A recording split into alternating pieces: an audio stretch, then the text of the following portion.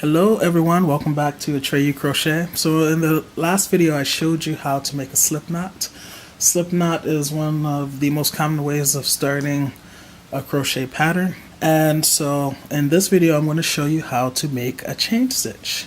But guess what? We have to start with the slip knot to make the chain stitch. So let's see if you remember. We have the tail, right?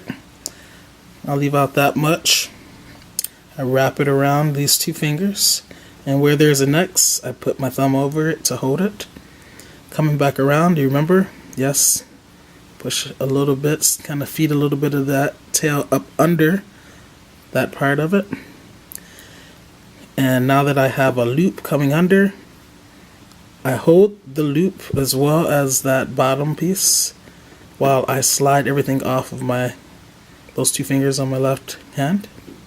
And now I'm going to grab this as well as the tail while pulling up on that loop, and that creates my slip knot.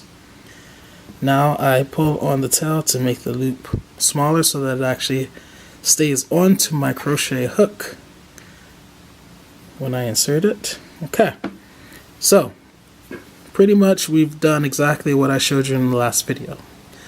Now let's combine a few things. I already showed you how to wrap yarn around your hand, right? And by the way, I should have mentioned that I'm right-handed, so I wrap the yarn around my left hand because my right hand is working with the crochet hook. Okay, so remember, it's over this first one, under, over, under. Okay. Alright, so now that we've created the slip knot, put the crochet hook into the slip knot, pull it on the tail to tighten to make the loop smaller. Now we're going to create that chain. Okay, so all you do is yarn over, which is essentially wrapping the yarn around the crochet hook, and then you're going to pull that through the loop that's on this crochet hook, like that. Okay, notice there's one loop on the crochet hook right now, and we just made one chain right there. That's the first chain. So once again, yarn over and slide that through like that. Okay, now we have two chains.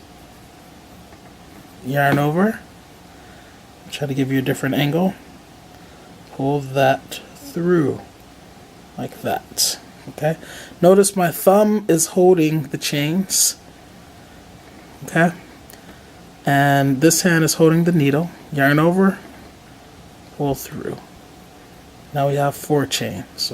Okay, so this is what it looks like after you have chained 4 stitches.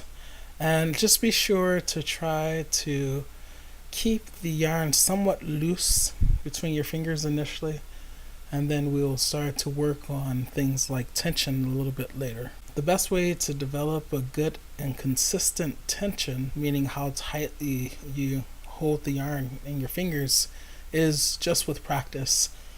And a way to tell whether or not you're actually using consistent tension is that if you are using consistent tension, your chains will look uniform. If your tension is inconsistent, then you'll have chains of various sizes, from really small to really large. Okay, and this is not uncommon when you're first learning how to crochet. It's very common for your stitches to be of various different sizes. So don't get frustrated. Just continue practicing and practicing and practicing until your stitches look uniform as they do in this photo. Alright guys, that is it for this tutorial. I will see you in the next video.